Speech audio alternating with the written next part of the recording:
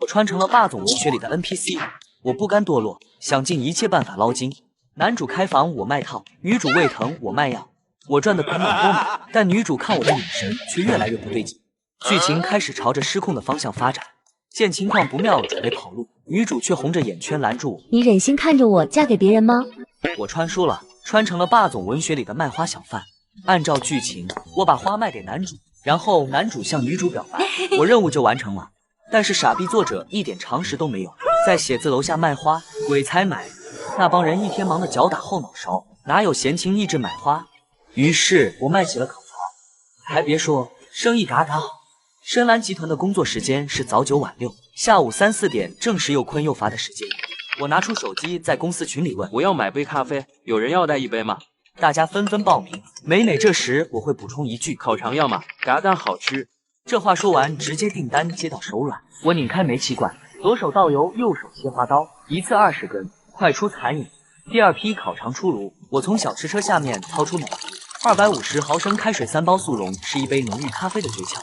最后一杯咖啡是这本书的女主苏曼的。进，苏总，这是您的咖啡。能当上总裁的都是吃人不吐骨头的资本家，苏曼更是出了名的女魔头，讲效率，不留情面，阎王来了都得做实业 PPT 再走。此地不宜久留，扔下咖啡，我转身就跑。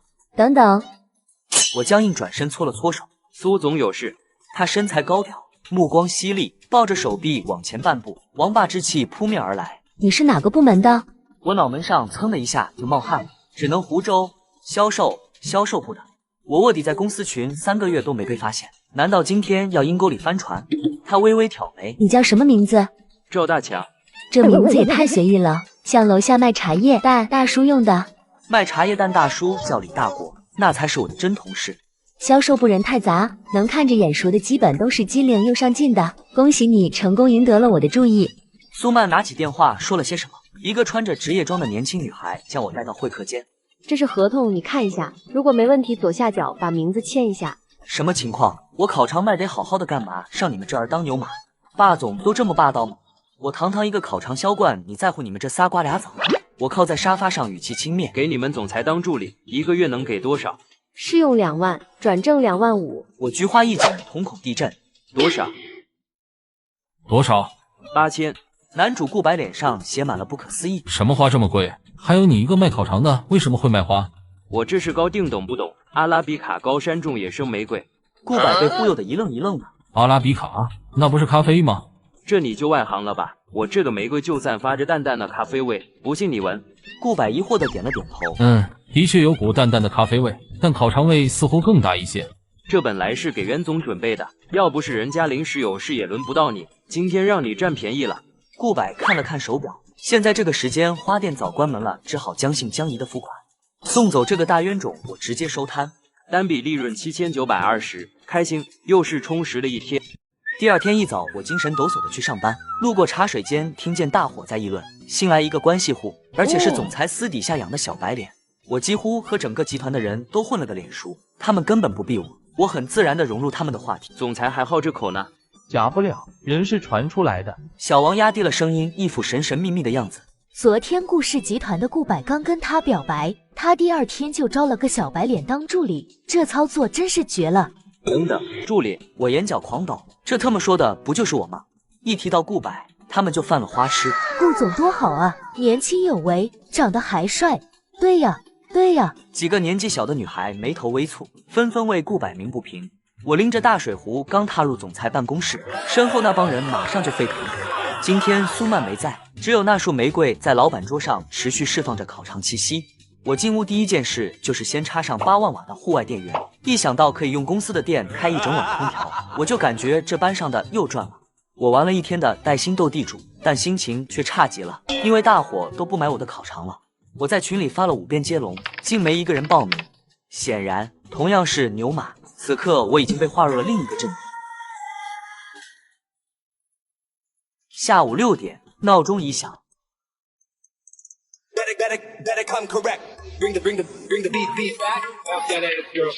分秒不差，我火速打卡准备下班。苏曼走路带风，把我堵在门口。你是不是有病？我满脑袋问号。痔疮算吗？苏曼脸色青一阵紫一阵，像是吃了死苍蝇，可能是没想到我还真有病。他深吸一口气，在微信搜索栏输入烤肠2字，群里几百条相关聊天记录全是我发的。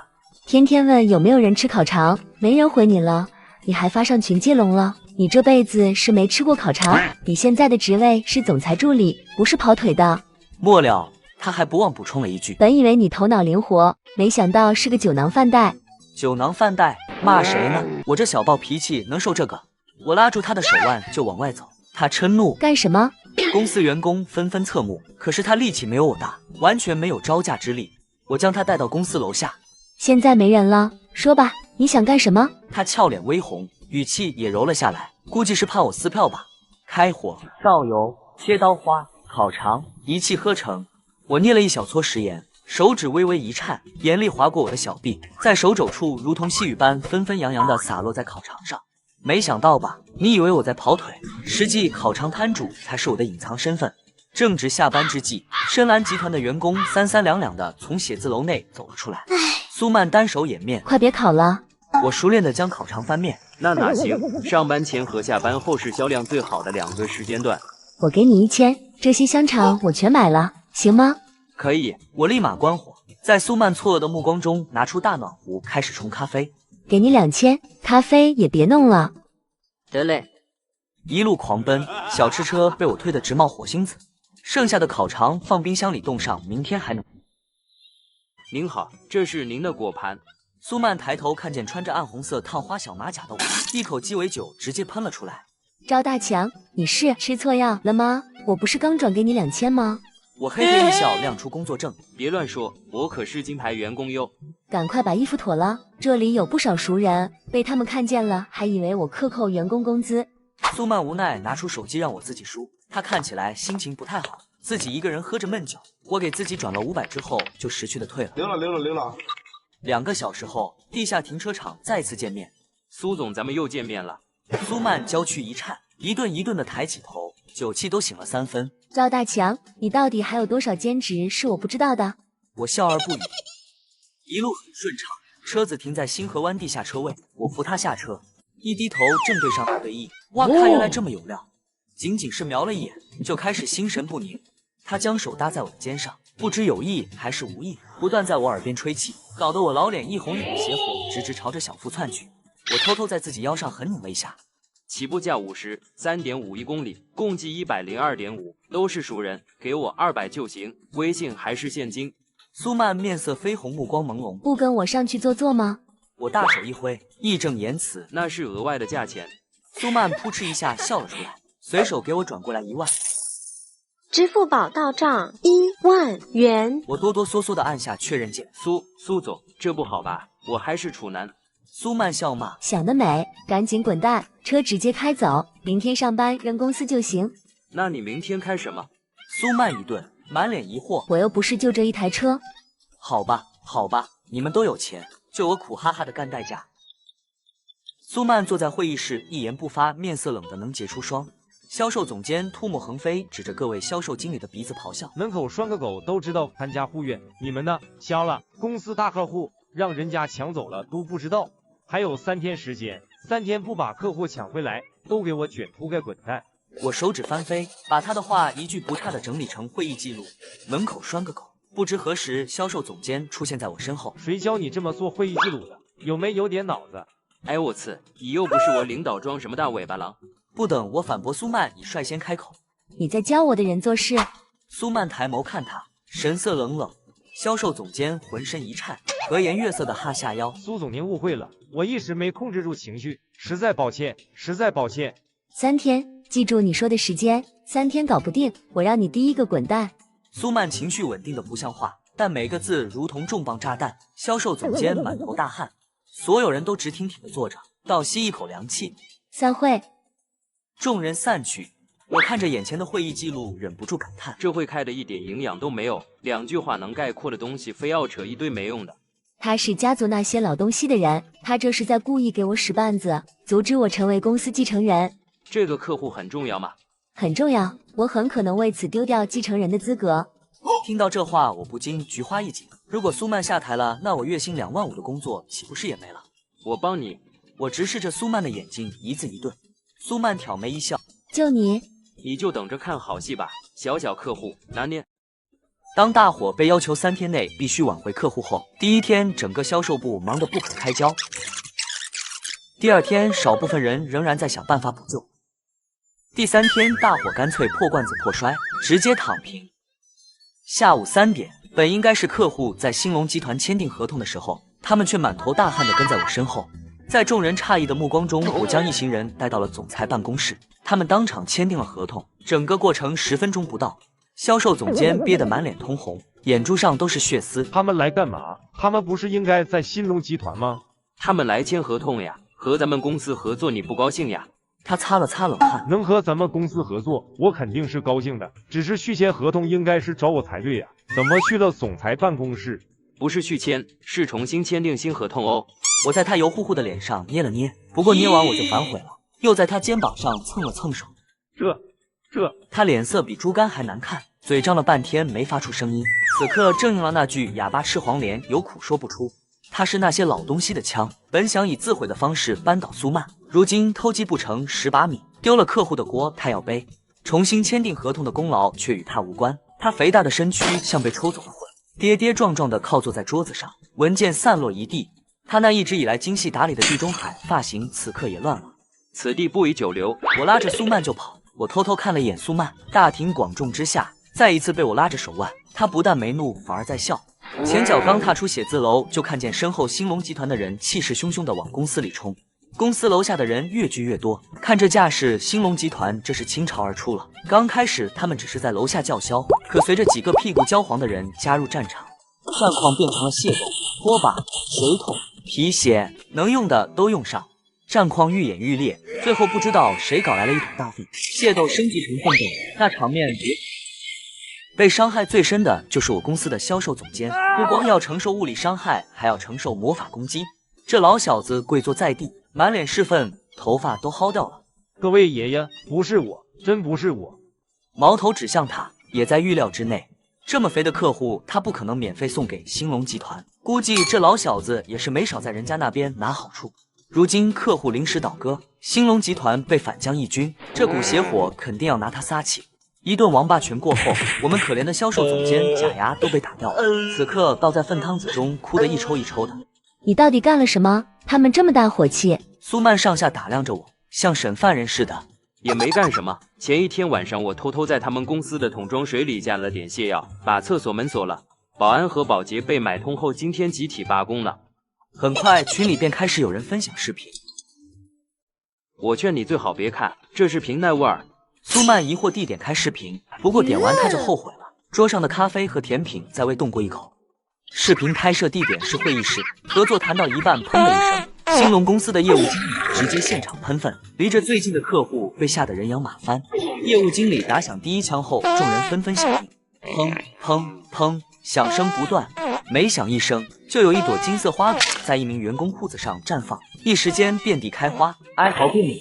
经历这事以后，销售总监身体和心灵都遭受了不同程度的伤害，最后引咎辞职，这也为这场战斗画上了句号。高端的商战不是尔虞我诈，往往采用最朴实的方式，而我的方式更简单，那就是让对手化身喷射战士。兴隆公司的业务经理直接现场喷粪，离着最近的客户被吓得人仰马翻。业务经理打响第1枪后，众人纷纷响应。赵大强，你立了大功一件，除了应有的提成和奖励，我打算再给你放了1个月的带薪假。哦，还有带薪假这么好的事情吗？虽然当天你关了监控，事后我也给了所有保安和保洁封口费，但我怕有人报复你，所以让你先避避风头。我18岁就在地下打黑拳，根本不惧报复。我怀疑他主要是想给自己也放个假。正在公园卖烤肠的我看到了苏曼和顾白俩人并肩而行，我二话不说丢下手推车，偷偷跟了上去。2个散财童子齐聚一堂，孰轻孰重我还是分得清楚的。俩人聊了好久，谈论的无非就是豪门争权的那点事。我躲在附近，腿都蹲麻了。当2人聊到错过了买音乐会门票时，我噌的一下窜了出来。顾柏被吓一跳，震惊地盯着我。你谁啊？黄牛。我微微一笑，深藏功与名。苏曼单手掩面，假装看不见我。顾柏上下打量了我一下，有些不可思议。你能搞到票？必须能啊，只是价格嘛，你懂的。我嘿嘿一笑，捻了捻手指。顾白指着手机屏幕上第一排的位置，就这里2张。好嘞，每张原价基础上架1万，微信还是支付宝，刷卡也行。说着，我从兜里掏出 POS 机。顾柏嘴角抖了抖。你是觉得我傻吗？您稍等哦，接个电话。我假装接电话，实则在他们面前来回踱步。有些人啊，就是嘴上功夫好，忽悠起女人倒是一套一套的，单一说花钱就熄火，这样的男人可不能处呀。我指了指电话，见嘻嘻一笑，别对号入座啊，打电话呢。苏曼笑得花枝乱颤，顾柏脸色一阵青一阵白，最后从牙缝里挤出2个字：刷卡。我与顾柏也是有缘，白天刚见过面，晚上又被我堵到了。他把车钥匙丢给服务生，搂着一个女生准备进入酒店。那女生高高瘦瘦的，一双狐狸眼，看着不像好人，应该就是本书的女二小三李菲菲了。按照剧情，顾柏和苏曼在一起就是一场商业骗局，顾柏就是和这人合谋夺走了苏曼在深蓝的控制权。嘿，渣男！我转身要走，可转念一想，有钱不赚王八蛋。顾总，我们又见面了。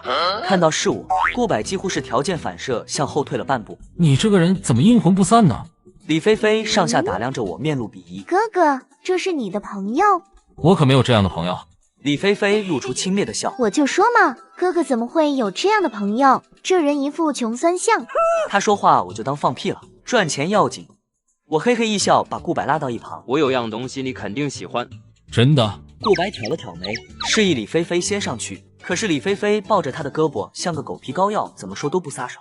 既然如此，得罪了。我呲啦一下敞开风衣，左边是各种型号的道具，右边是花花绿绿的小雨衣，比超市都全。李菲菲像被踩了尾巴的猫，嗷的一声跳出去老远。不过她马上就反悔了，于是又跑回来，抱着顾柏的胳膊轻轻拧了一下。你讨厌。李菲菲故作娇羞的捂着脸跑进了酒店。什么叫专业？这 TM 就是专业。刚刚那一幕翻译过来就是：我先上去了，写好等你，你抓紧时间。顾柏本来还算镇定，被他这招欲擒故纵一搞，此刻面颊也微微有些泛红。我不习惯用杂牌，大牌也有001、午夜战神、003、玻尿酸，要哪种？我从风衣暗格拿出隐藏款，顾柏握拳轻咳，自然是001。一手交钱，一手交货。拿到小雨伞后，他小跑着进了酒店。他不知道我预判了他的预判，我把所有001上都扎了洞。哎，朝三暮四的渣男。不怕，胃药我也有。假期的最后一天，我收到了苏曼的微信，在哪？他是我的金主，我可不敢怠慢。秒回，在吃自助。回头。我转头正看见苏曼坐在远处，我放下手中的托盘，蹲在苏曼身旁。服务生坐着会被罚款，帮我挡一下。我警惕的四下瞅了瞅，借着苏曼的身体做掩护，拿起桌上的果汁干了一大口。刚才的鱼子酱齁咸，这东西狗都不吃。我给你钱，咱能不能不干兼职了？苏曼今天语气软绵绵的，完全没有往日霸总的气势。她双手捂着肚子，脸色发白，额头渗出细密的汗珠。都这时候了，还心疼打工人呢？看她的症状，我秒懂。不怕，这个你拿着。苏曼看着手中的大号创可贴，狠狠地瞪了我一眼。我是胃疼。不怕，胃药我也有。我从小马甲口袋里拿出胃药，抠下来2粒递给他。苏曼想也没想，直接将药丢入嘴里，拿起我喝剩下的果汁服下。这番举动倒是有些出乎我的预料。苏曼平时衣服上连个褶子都看不见，对待工作更是到了吹毛求疵的地步。我本以为他是个有重度洁癖的强迫症呢。服过药后，苏曼面色稍见好转，她倚靠在沙发上感叹：“你是哆啦 A 梦吗？告诉我，你口袋里还有什么？”我摸了摸口袋，又翻出一板解酒药。你为什么会带这些东西？能参加这种宴会的人非富即贵，10个总裁，9个胃病。我出门前就准备好了这些，就想着狠狠敲诈一下这帮万恶的资本家。开价吧。我挠了挠头，用开玩笑的语气说了一句心里话：“你看都不看就敢吃我给的药，就冲这一点，我也不好意思要钱呀。”苏曼侧头看向我，嘴角带着一点笑：“和我不用客气，我打赏男模一次都是8888起。”多少？这帮万恶的资本家根本不值得可怜。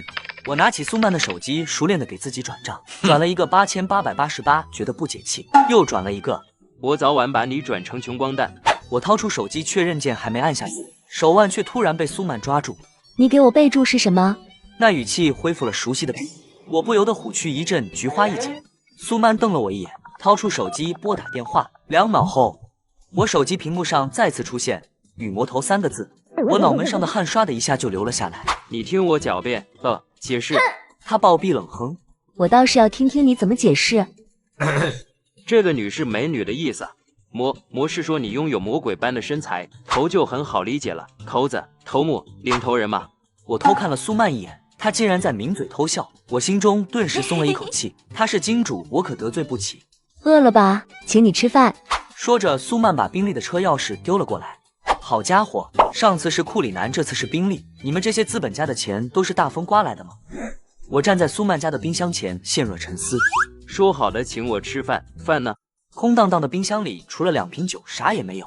我拿起那高大的玻璃瓶，仔细端详了一会，才发现我想多了，酒都没有，是2瓶不知名的矿泉水，一个自觉。苏曼有些尴尬，我不常在家吃饭，可能是记错了。我瘫坐在沙发上，那订外卖吧。苏曼挤出一个难看的微笑，外卖不让进小区。好，你们有钱人都是仙女，不食人间烟火。40分钟后，我左手拎着1箱啤酒，右手拎着2碗螺蛳粉回来了，盯着碗里气味古怪的东西。苏曼皱了皱眉头，这是什么东西？螺蛳粉，吃起来臭，闻起来香，你试试。我把筷子递给他，他抿了口啤酒，摇摇头。你们这些资本家已经脱离了人民群众的生活了，知道不？不吃就不吃吧，我正好吃2碗，第1碗吃了一半。我去阳台接了个电话，回来时只剩下2个空碗。苏曼拿着拖地机经过我的身边，漫不经心。怪我不小心碰洒了你的晚餐。撒谎前，你倒是先擦擦嘴角的红油啊！震惊！我把果照凑发给女领导后，她竟然对我做出这种事。儿子，给我找一张最帅的照片，现在，立刻，马上。刚到家就接到我妈火急火燎的语音消息，我在相册里找了一张健身时的半裸腹肌照发了过去，对方几乎是秒回。我妈现在手机玩的这么溜啊！刚要感叹我妈的手速，就看到苏曼发过来一排感叹号。我赶紧点了撤回键，然后又给我妈发了一遍。刚发过去，我妈就给我发了3段60秒语音，我猜肯定没好话，于是就没点开。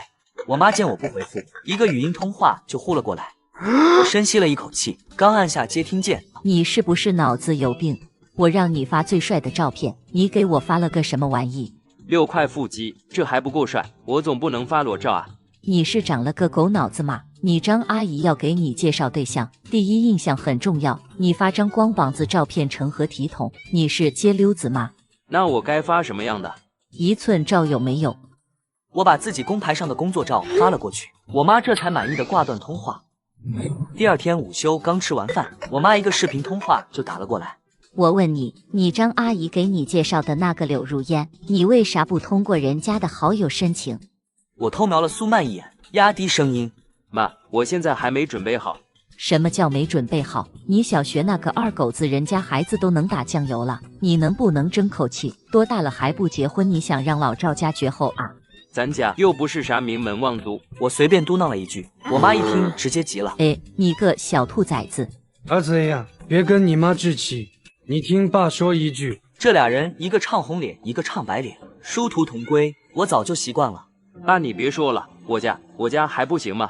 一阵清香袭来，苏曼不知道什么时候突然出现在我身后，她把手搭在我肩膀上。今天晚上还去我家吗？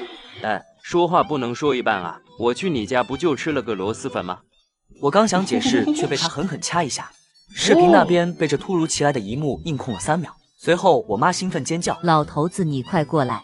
老两口激动的把眼镜都戴上了。苏曼则是大大方方的和他们打招呼：“叔叔阿姨好，我叫苏曼。”我爸和我妈笑得合不拢嘴，他们3人聊得格外投缘，我倒是像个外人。在得知苏曼是我的领导以后，他们话锋一转：“这小子从小就是3天不打上房揭瓦，他要是不听话你就打他，千万不能惯着。”苏曼扑哧一声笑了出来：“好好好，我记住了。”挂断通话，我赶紧找补：“你别听他们瞎说，我从小就可听话了。体罚员工是违法的，咱可不能干违法的事呀。”苏曼嘴角微微上扬：“那得看你表现喽。”是错觉吗？这感觉怎么这么暧昧呢？我抬头对上他的眸子，他满眼笑意，难得一见的温柔。苏苏，你是要泡我吗？你叫我什么？苏苏呀，我相亲对象都被你搅黄了，你得对我负责。在公司要叫我苏总。哦，懂了。你懂什么？私下叫苏苏，公司叫苏总，我懂，我都懂。我对着镜子撩起上衣，刚才被拧过的地方一片通红。我偷偷看了一眼苏曼，她正好盯着我的腹肌咽了咽口水，发觉自己暴露后，她目光飘忽不定，只能用干咳掩饰尴尬。快把衣服穿好，被别人看到不好。我懂，我都懂，只能给你一个人看。苏曼愤愤地跺了跺脚，娇嫩的耳尖变得通红。我一时有些失神，我第一次看到她如小女生的一面。我就吃软饭，想躺平？今天的公粮还没交呢。自从见过苏曼以后，我爸妈倒是再没催过我相亲了，反而隔三差五地问我什么时候带她回家吃饭。我能不知道他们在想什么吗？但是故事主线可不是这样的，只有和男主顾柏在一起才能继续推进剧情。毕竟我还有一个巨大的阴谋在等着实施。1周后，苏曼和顾柏订婚的消息在公司疯传。就在我摸鱼玩着手机时，苏曼突然找上我。我要和顾柏订婚了，你没有什么想对我说的？我到时候帮你们撒花了。这个答案似乎不在他的预想之内。苏曼身体猛地一颤，之前玩味的笑容荡然无存。你忍心看着我嫁给别人？他的眼圈微微泛红，摔门而去。不是，你倒是等我说完啊。他们光速订婚之后，苏曼成功坐实了继承人的身份。顾柏像察觉到了什么一般，突然提出了集团合并方案。更离谱的是，苏曼竟然同意了。借着业务调整的名义，他那几个不怀好意的大伯纷纷被架空。乱了，全乱了！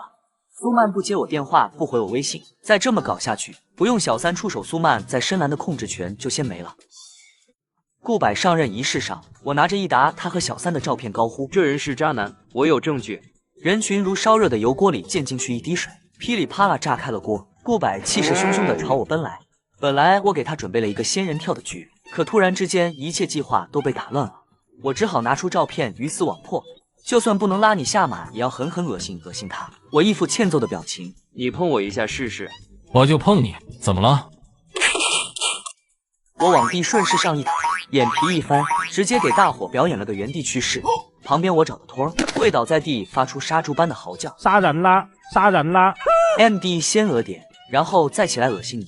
我眯着眼睛，突然在人群中发现了苏曼，她不但不气，还在一旁掩嘴偷笑。傻女人被人卖了都不知道，还有心思笑。最终顾柏还是被我没皮没脸的精神折服了。毕竟我可以不要脸，但是他不同。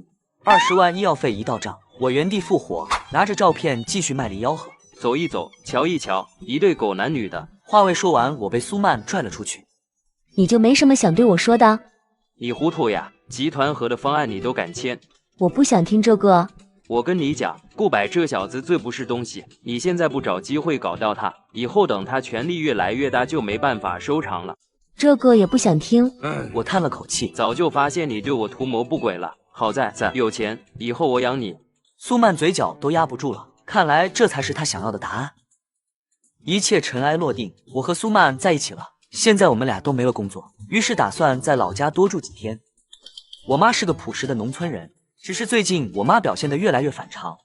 你怀孕了，不然咱妈咋这样？苏曼也是一头雾水的摇摇头。没有啊。于是趁我妈做饭的时候，我偷偷凑了过去。妈，你最近不太对劲，是不是有事瞒着我？我妈警惕地四下张望，在确定除了我们2人之外再无其他人后，对我道出了实情。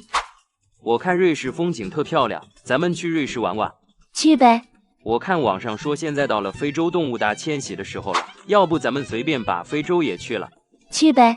咱们现在不是在要孩子吗？咱们要不把房子也换了？